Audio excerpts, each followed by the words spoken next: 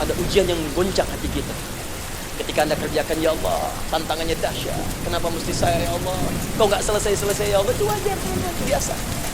Kata Allah, orang dulu saja mengatakan, mata nasrullah, kapan ini selesai? Berbahagialah kalau teman-teman sudah mendapatkan tantangan puncak yang paling tinggi ini. Ini artinya Allah sudah mempersiapkan Anda menjadi orang besar di kemudian hari.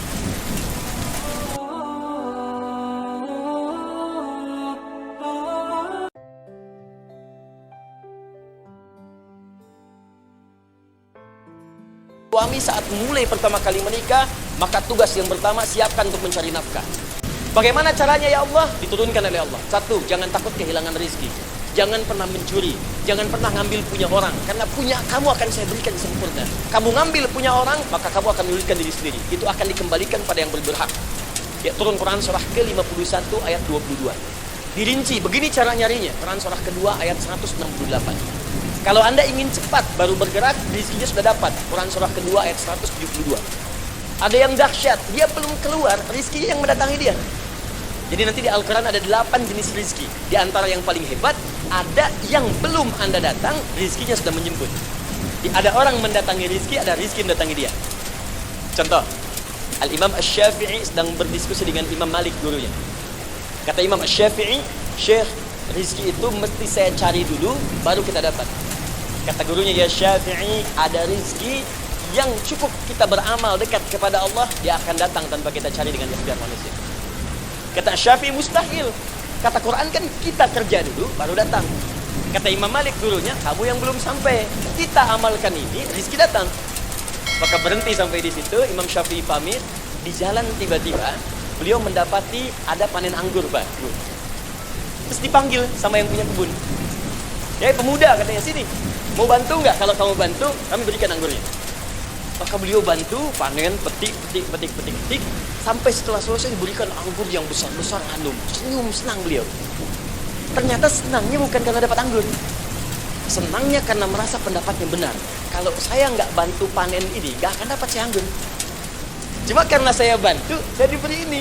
Maka rasa senangnya inilah dibawa kemudian kepada gurunya, ingin laporan. Tapi perhatikan adabnya.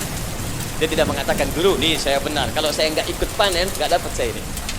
Perhatikan kalimat Asy-Syafi'i. Guru, tadi saya di jalan, dipanggil oleh pemilik kebun, ikut panen anggur. Begitu saya bantu, saya diberikan anggur ini. Beliau tekankan dengan kalimat yang kencang pada kalimat, begitu saya bantu, saya dapat anggur ini. Imam Malik tersenyum mengatakan, Masya Allah Syafi'i, luar biasa. Ini siang begitu panasnya, tadi saya mau keluar ngajar, terfikir di benak saya, Allah, kalau ada anggur yang besar-besar, enak rasanya. Tiba-tiba kamu datang bawa anggur. Jadi Imam Syafi'i kerja dapat sesuatu, Imam Malik terfikir sesuatu, datang rezeki. Itu ada di Quran surah ke-7, teman-teman, ayat ke-96, paling kanan sebelah atas di mushafnya. Baik, teruskan dulu.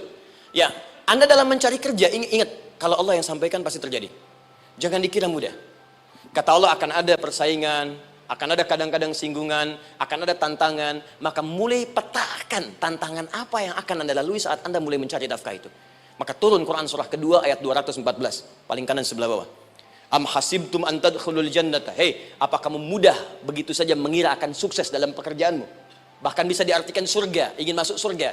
Walamma ya'tikum mathalul ladzina khalau min qablikum. Sebelum engkau diuji seperti orang sukses dulu pernah sukses. Lihat mereka. Enggak ada orang sukses yang instan.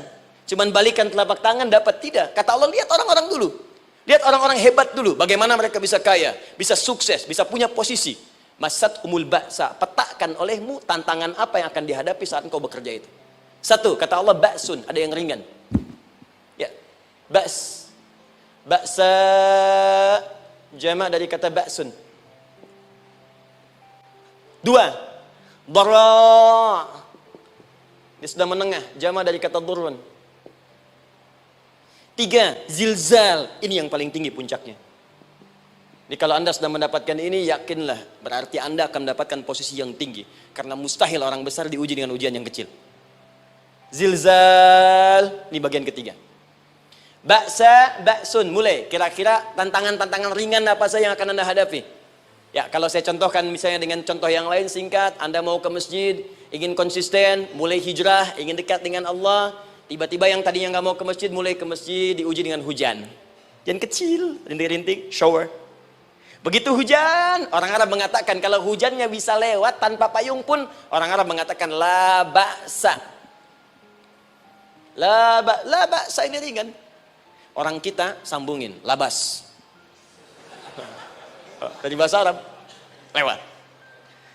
Nah, jadi kalau Anda mau berangkat nih, siap bekerja, siap hadapi tantangan. Baru mau lewat hujan kecil, berarti itu tantangan kecil kita lewati. Macet, petakan, cari jalan yang kemudian sempurna, jalan yang kosong, buka Google-nya, buka Waze-nya, buka map-nya, cari. Jadi kalau pada yang kecil aja belum kita lewati, bagaimana mendapatkan yang besar?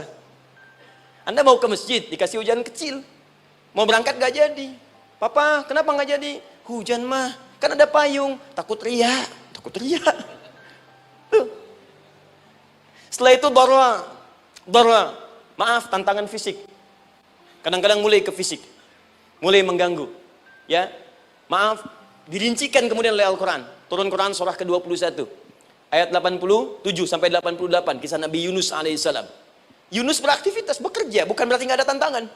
Kadang-kadang dibawa, kadang-kadang diusir, kadang-kadang Anda dapat misalnya proyek, kadang-kadang sudah mulai masukkan tender, tiba-tiba gagal, diserobot orang, kadang-kadang orang yang dapat, Anda yang ngajukan, itu biasa. Kata Allah itu biasa, bukan cuma Anda, yang lain pun ada. Bukankah Allah ajarkan kisah Sayyidah Hajar alaihissalam dengan Ismail? Bukankah bolak-balik naik Safa Marwah? Kadang di atas, kadang di bawah, kadang lihat peluang sampai Marwah ternyata bukan air. Terkadang Anda yang bekerja, tim yang lain yang mendapatkan karena kerja keras Anda bisa jadi terjadi. Bukankah yang kerja keras Hajar yang dapat Ismail? Mungkin Anda yang konsep, yang dapat minyaknya orang lain. Mungkin Anda yang kerja, kan yang suksesnya teman Anda, gak ada masalah. Dan itu kemudian akan bermanfaat bagi Anda. Tidak mungkin setiap keringat yang keluar dari diri kita mustahil kecuali akan melahirkan manfaat yang kembali pada diri kita. Tantangan. Tapi yang paling dahsyat ini yang nggak ditemukan di sebagian referensi yang kita baca. Ketika Allah menjelaskan semua tahapan-tahapan tantangan ini sampai ke puncaknya zilzal. Zilzal itu kalau bahasa sekarang gempa. Ada ujian yang menggoncang hati kita. Ketika Anda kerjakan, ya Allah, tantangannya dahsyat. Kenapa mesti saya, ya Allah? Kau nggak selesai-selesai, ya Allah. Itu wajar, teman-teman, itu biasa. Kata Allah, orang dulu saja mengatakan, mata nasrullah, kapan ini selesai? Berbahagialah kalau teman-teman sudah mendapatkan tantangan puncak yang paling tinggi ini. Ini artinya Allah sedang mempersiapkan Anda menjadi orang besar di kemudian hari. Dan cara mengatasinya diturunkan Quran surah ketiga ayat 142, paling kiri sebelah atas. Perhatikan dahsyatnya. Yang pertama diterangkan tantangannya, yang kedua dijelaskan cara mengatasinya. Saya mau berhenti sampai di titik ini, nanti saya terangkan cara berinteraksi dengan Al-Quran. Ya, perhatikan baik-baik. Kata Allah, jika kelak engkau sudah bisa memetakan tantangan ini, maka siapkan solusi untuk mengatasinya. Ayatnya dibuka dengan kalimat yang sama persis. Saya pernah sampaikan teori ini di dua perusahaan besar di Indonesia. Yang pertama ada satu perusahaan, karena ini direkam saya nggak sebutkan perusahaannya, perusahaan otomotif besar, sedang turun gratis, kemudian juga ada inflasi yang tinggi. Terus saya terangkan teori Quran. Dia praktekkan berhasil, Pak. Padahal saat itu saya presentasi di depan non-muslim. Non-muslim. Sales-salesnya se-Indonesia dikumpulkan, saya bedah tentang ini. Dan mereka berhasil. Sampai sekarang naik lagi. Yang kedua sama, ini direkturnya juga non-muslim. Tapi nggak apa-apa kita diskusi. Dan mau mendengar teori ini. Dan praktekkan, naik. Ya, dulu di satu perusahaan minyak juga. Sedang turun, karyawan semua dikumpulkan. Lalu kita bahas tentang ini, kita terangkan. Yang ini yang paling menarik dari Al-Quran. Kalimatnya sama persis. Quran surah ketiga ayat 142. Am hasibtum an tadkhulul jannata. Apa Anda duga akan begitu mudah mendapatkan kesuksesan dalam hidup? Tolong fokus baik-baik. Jangan selalu mengartikan jannah dengan surga. Karena asal kata jannah itu artinya kesuksesan, kebahagiaan yang belum tampak. Surga, kenapa disebut dengan jannah? Karena itu puncak kebahagiaan kita yang belum nampak sekarang. Saya kasih rahasia ya. Ini antara kita saja nih. Kalau ada kata jim dengan nun di depannya, itu pasti tidak nampak. Tersembunyi. Apapun tambahannya. Ya, misal, jin kenapa disebut dengan jin? Karena memang ketika diciptakan, dia tidak tampak. Tersembunyi. Lawannya ins, karena itu kita disebut ins, karena saat lahir kita tampak. 18 kali disebutkan dalam Al-Quran. Ya ma'syaral jinni wal ins, wa ma khalaqtul jinna wal ins. Jadi jin disebut jin karena memang fitrahnya tersembunyi, gak nampak. Jadi kalau ada jin melakukan penampakan, itu jin sedang kena masalah. Sedang keluar dari fitrah. Sama dengan manusia, harusnya tampak. Jadi kalau ada manusia yang senang sembunyi-sembunyi, dia sama dengan, bukan saya yang bilang, sedang punya masalah. Ke kantor, sembunyi-sembunyi, hati-hati Pak Alfian tuh. Biasa ada pintu depan, masuk pintu belakang. Suami di rumah, buka WA, sembunyi-sembunyi. Bu, hati-hati tuh. Pulang lewat pintu belakang, berarti sedang punya persoalan dalam hidup. Setiap ada jim dengan nun, pasti tersembunyi. Ibu punya janin, rahim, dalam rahim ada janin. Kenapa disebut dengan janin? Jim, nun, ya, nun. Karena sosok itu belum nampak dalam pandangan kita. Nanti kalau sudah lahir, baru tampak. Jannah, kenapa disebut jannah? Karena belum tampak dalam pandangan kita, nanti kelihatan. Karena itu dalam Al-Quran, kata jannah itu tidak dikhususkan dengan surga. Tidak dikhususkan dengan surga. Kadang-kadang menunjuk aspek kesuksesan yang belum tampak. Anda mau ngebor minyak, minyaknya belum tampak. Belum kelihatan. Anda mau kerja, ya hasilnya kan belum tampak. Baru ikhtiar sekarang. Karena itu orang Arab disebut kaya, kalau mereka mendapatkan kebun yang tak tampak sebelumnya. Kebun anggur, bukan kurma, kalau kurma banyak. Kebun anggur, ada apel, ada jeruk, sampingnya ada sungai-sungai, disebut dengan jannah. Ya, kalau punya unta, nggak kaya di Arab, biasa. Karena yang kelihatan padang pasir, unta, hitam, merah, biasa. Tapi kalau sudah punya kebun anggur, yang sulit di padang pasir ada kebun, itu baru disebut kaya. Karena itu orang Arab kadang mengartikan jannah dengan aspek kesuksesan yang belum tampak. Diartikan dengan kebun anggur, kebun apel, dan macam-macamnya. Perhatikan, am hasibtum an tadkhulul jannah. Apa Anda duga ingin sukses itu begitu mudah? Sukses jadi tidak. Walamma ya'lamillahu alladhina jahadu minkum wa ya'lamas sabirin. Perhatikan baik-baik. Sebelum Allah memastikan pada diri Anda terdapat dua hal yang paling utama untuk mengatasi tantangan tadi. Satu, jahadu. Kesungguhan. Serius. Jadi kalau mau sukses, mesti serius. Kerja serius. Cintai pekerjaan Anda. Ya, belajar anak-anak serius. Pastikan belajar dengan serius. Jangan cuma anak-anak duduk paling belakang, nggak pernah nanya, kadang ngantuk, pulang. Ujian, besoknya mau ujian, baru belajar. Ya, sistem SKS, sistem kebun. Ya, kadang-kadang sejam, Bu, Pak. Saya pernah ada orang di luar ngadu waktu di Libya, Ustadz, gimana ini orang Indonesia? Kenapa? Saya belajar 3 bulan. Besok mau ujian. Teman antum orang Indonesia pinjam catatan saya baru semalam. Dia dapat 8, saya 7,5. Saya bilang, Anda belum tahu sistem SKS tuh. Baik, ya. Tapi itu bukan solusi. Begitu ujian selesai, ilmu lupa. Itu poinnya. Jadi kalau hanya sekedar ilmu dipakai untuk ujian, pada prakteknya nggak akan terpakai. Ini banyak anak sekolah sekarang hanya belajar untuk ujian saja. Padahal kalau dipraktekkan, kadang kaitan dengan agama tinggi, Bu, Pak. Fisika itu dengan agama itu tinggi. Gaya F1 sama dengan F2, gaya gerak sama dengan gaya dorong. Gaya sedikit, maka keluarnya sedikit. Pukul kencang, bunyinya kencang. Imannya kalau kuat, amalan jadi banyak. Iman sedikit, amal pun sedikit. F berbanding lurus dengan P, hukum Pascal. Gaya berbanding lurus dengan tekanan. Masuk bab akhlak. Makin banyak gaya, makin banyak tertekan. Nah, itulah. Gaji 5 juta, gaya 10 juta, kan? Ini serius. Serius. Di divisi apapun Anda, saya 3 sepekan lalu lah takziah ke tempatnya yang Habibie, terus diminta tausiah di sana. Dan saya perhatikan beliau termasuk yang paling serius ketika diberikan tugas apapun. Gak pernah diberikan amanah kecuali mencintai pekerjaan itu. Yang Habibie demikian. Ciri orang sukses itu serius. Tapi keseriusan itu, kata Allah petakan jadi 3 bagian lagi. Karena jahadu itu punya 3 turunan kata. Satu, keseriusan merencanakan, disebut ijtihad namanya. Punya rencana. Mappingnya apa? Stepnya apa? Oke, Anda ingin kerjakan sebuah proyek, baik, proyeknya berlangsung berapa lama? Target kita apa? Jangka panjangnya, menengahnya, jangka pendeknya. Kemudian apa tantangan yang akan dihadapi di setiap tahapan-tahapannya? Selesaikan. Bahkan saking pentingnya tahap perencanaan ini, ditunjukkan oleh Allah langsung lewat sholat. Teman-teman masih ingat? Sholat pertama yang kita kerjakan, setiap hari sholat apa namanya? Subuh. Apa artinya subuh? Tuh, ini masalahnya. Ini kata Al-Quran sendiri ya, kata Al-Quran sendiri. Nanti akan ditemukan orang yang ibadah tidak paham apa yang dikerjakan dan dilakukan dalam ibadahnya. Contoh sholat. Kata Allah akan ada orang sholat yang saat sholat tidak mengerti apa yang ia baca dan dia lakukan dalam sholatnya. Jujur tanyakan pada diri kita. Sampai detik ini, dari sekian ribuan kali ruku dan sujud, berapa persen bacaan sholat yang kita pahami? Jangan-jangan kita ruku tapi gak ngerti yang dibaca. Sujud tak paham yang diungkapkan. Bagaimana bisa khusyuk? Mustahil. Maka kembali ke sini. Kenapa sholat pertama itu disebut dengan subuh? Teman-teman, ternyata semua nama sholat dari subuh sampai isya, plus bacaan dan gerakan dari takbir sampai salam, itu bukan sekedar gerakan semata. Semua ada artinya, ada maknanya. Dan diajarkan oleh Nabi langsung. Subuh disebut dengan subuh. Ada dua kata. Satu, fajar. Quran surah ke-17 ayat 78. Inna Qur'an al-fajri kana mashhuda. Kedua, subuh di surat At-Takwir. Was-subhi idza tanaffas. Kenapa disebut fajar? Fajar itu pancaran positif, pancaran kebaikan. Jadi kalau yang baik disebut fajar. Kalau yang jelek disebut fujur.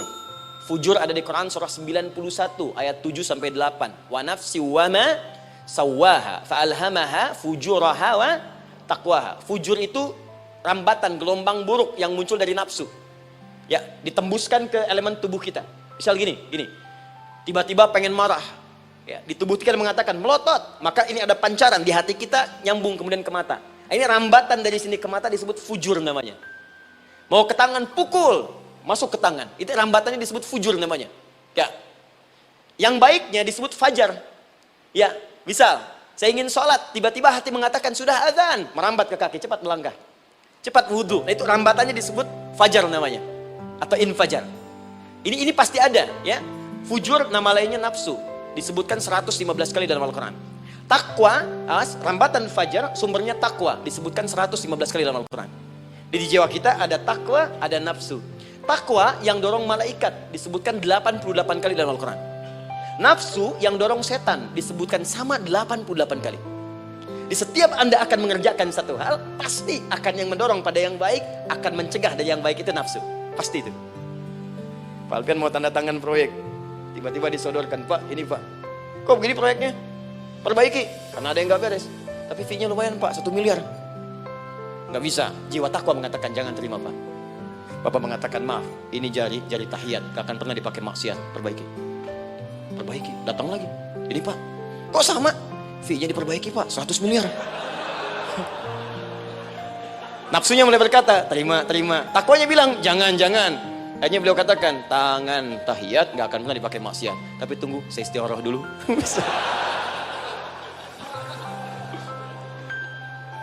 Nah, waktunya, ini salatnya disebut fajar. Kenapa disebut fajar? Karena saat kita tidur, terus dengar suara azan, Allahu Akbar, maka memancar dari iman kita rambatan untuk merespon suara itu, bangun kita untuk menunaikan sholat. Waktunya disebut subuh. Kenapa disebut subuh? Dari kata asbah. Asbah itu artinya yang siap dengan rencana. Ya, orang Islam tuh nggak ada yang bangun dari tidurnya kecuali punya rencana jelas yang akan dieksekusi di hari itu. Makanya sebelum kita bekerja mengeksekusi itu, kita datang menghadap Allah supaya Allah berikan kemudahan di setiap aktivitas kita. Coba lihat manajemen Nabi. Bukankah sebelum tidur beliau istighfar dulu? Dirinci pekerjaannya, dicatat yang akan dikerjakan besok, istighfar 70 kali, 100 kali, sehingga dengan istighfar saat tidurnya tenang. Coba kita biasakan. Ada yang baca Quran, ada yang istighfar. Kalau nggak percaya silahkan cek. Begitu Anda lakukan, tidurnya enak. Besoknya rencana itu sudah siap. Makanya ketika bangun, siap jam 7 mau kemana, jam 8 ada di mana, jam 12 kerjakan apa. Sebelum mengerjakan itu, datang kepada Allah, sujud, ya Allah, saya punya rencana ini tolong mudahkan. Begitu caranya. Itu yang disebut dengan subuh. Nah, sekarang kembalikan, peta hidup kita mau seperti apa ke depan? Ijtihad. Yang kedua, kalau sudah jelas konsepnya, visinya sudah ada, maka jihad. Yang kedua, jihad. Jihad itu eksekusinya, aksinya, actionnya, perjuangan fisiknya. Rencananya apa? Tahajud malam nanti. Bismillah. Jam berapa? 2:30. Baik, yuk kita mulai rencanakan. Eksekusi rencananya. Bagaimana cara kita bangun 2:30? Pasang alarm. Jam berapa alarm dipasang? 3 kali. Pertama 1:30, kedua 2:4, ketiga jam 2:4. Baik. Alarm pertama untuk mematikan alarm kedua. Alarm kedua matikan alarm ketiga. Ketiga siap-siap. Baik. Siap bangun. Jihad.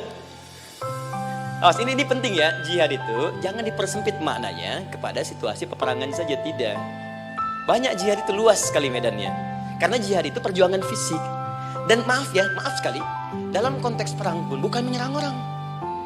Tapi membela diri saat diserang. Di Islam itu bukan agama ekspansi. Cek di sejarah, nggak ada Islam menyerang. Yang ada itu membela diri saat diserang. Atau saat orang lain dizalimi dan kita diminta untuk terlibat, kita membantu. Ini bukan dalam konteks sekarang yang banyak dibincangkan. Tembak orang, bom orang, nyerang orang. Bukan. Itu waktu kejadian bom Tamrin itu pertama, saya di Lampung posisinya. Itu begitu meledak, duar. Pertanyaan pertama Pak di Balistani, Ustaz, apakah bom di Jalan Tamrin termasuk jihad fisabilillah? Saya bilang, Pak, sependek pengetahuan saya, jihad fisabilillah itu jihad di jalan Allah, bukan di Jalan Tamrin. Kaidahnya beda. Nah, misal mencari nafkah itu jihad. Cari nafkah jihad. Quran surah keempat ayat 34, paling kiri sebelah atas. Tugas pertama ketika menikah, kata Allah, ar-rijalu qawwamuna 'alan nisa. Setiap lelaki itu diminta oleh Allah untuk mengatur bagian rumah tangganya. Jadi pemimpin di rumah tangganya. Ya bima faddalallahu ba'dahum 'ala ba'din, karena diberikan kemampuan untuk memimpin. Di pemimpin itu ada di suami. Dan ciri khas pemimpin, Bu, biasanya ciri khas pemimpin apa, Bu? Bukan tegas, bukan. Ciri khas pemimpin itu tidak mau dipimpin. Makanya kalau ada sesuatu, masukkan lewat usulan, jangan beri saran. Kalau saran susah, itu pemimpin. Baik, tapi yang paling luar biasa kata Allah, perhatikan kalimatnya indah sekali. Wa bima anfaqu min amwalihim. Saya berikan tugas untuk mencari nafkah. Ketika seorang lelaki bertugas mencari nafkah, ingat ya, konteks apapun, kalau perempuan nanti bekerja bukan nafkah poinnya. Bisa hobi, ya, bisa aktivitas, tapi nafkah kalau sudah menikah itu ada pada suami. Perempuan tidak. Kalaupun tidak dilarang perempuan bekerja, tidak. Sayyidah Aisyah mengajar, ada yang para sahabiah jadi perawat, ada yang pengajar. Banyak dulu sahabat Nabi yang perempuan mengajar. Ya kan ada pelajaran-pelajaran khusus perempuan. Ya ada bagian perawat, ada dokter. Ini kan yang ngandung perempuan, masa yang periksa laki-laki? Kan? Ada bagian perempuan tertentu. Silahkan bekerja boleh, tapi nafkah laki-laki. Begitu lelaki meniatkan pekerjaannya karena Allah untuk mencari nafkah, itu setiap langkahnya jihad fisabilillah.